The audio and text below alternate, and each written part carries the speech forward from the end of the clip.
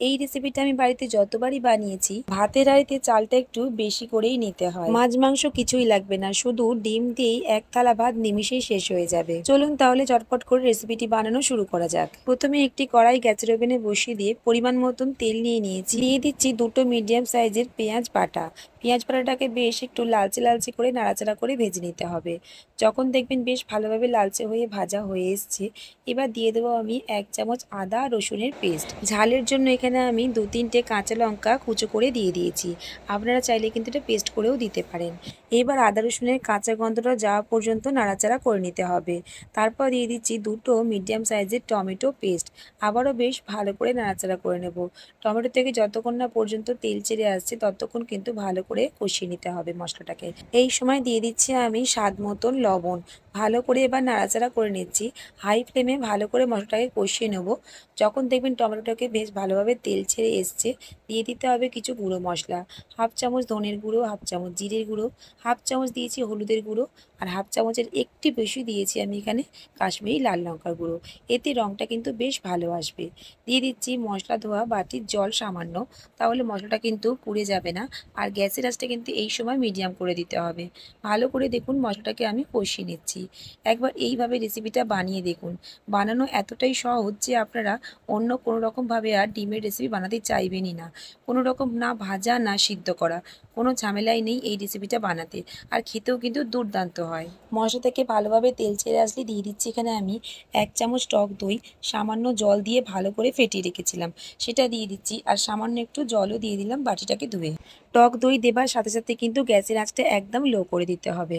লো ফ্লেমে বেশ ভালোভাবে মশলাটাকে কষিয়ে নেব বেশ কিছুক্ষণের জন্য। মশলা দেখুন বেশ ভালোভাবে কষানো হয়ে গেছে আর বেশ ভালোভাবেই তেল ছেড়ে এসছে। দিয়ে দিচ্ছি 2-4টে দানা এখানে চিনি।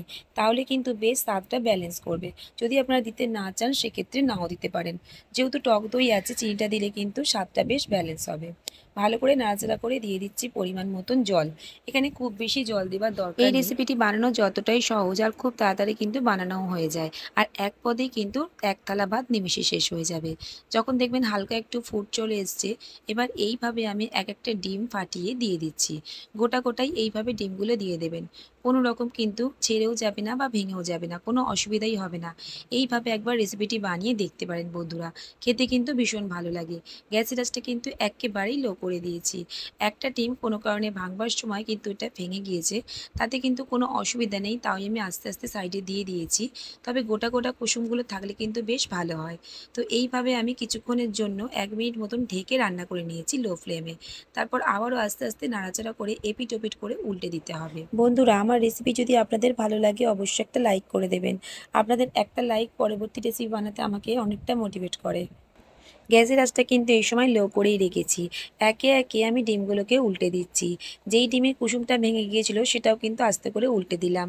এবার ঢেকে আবারও 1 মিনিট ভালো করে কুক করে নেব।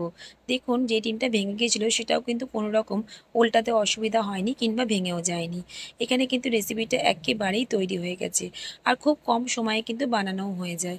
এইভাবে রেসিপিটা কিন্তু বানিয়ে দেখতে পারেন, খেতে কিন্তু দারুণ লাগে। যদি বাড়িতে বানান অবশ্যই কমেন্ট বক্সে জানাতে ভুলবেন না যে খেয়ে আপনাদের কেমন লাগলো। দেখুন এক একটা ডিম কিন্তু সম্পূর্ণ গোটা রয়েছে, কোনো রকম কিন্তু ভেঙে যায়নি। ডিমের এই রেসিপিটি কিন্তু একেবারে তৈরি হয়ে গেছে।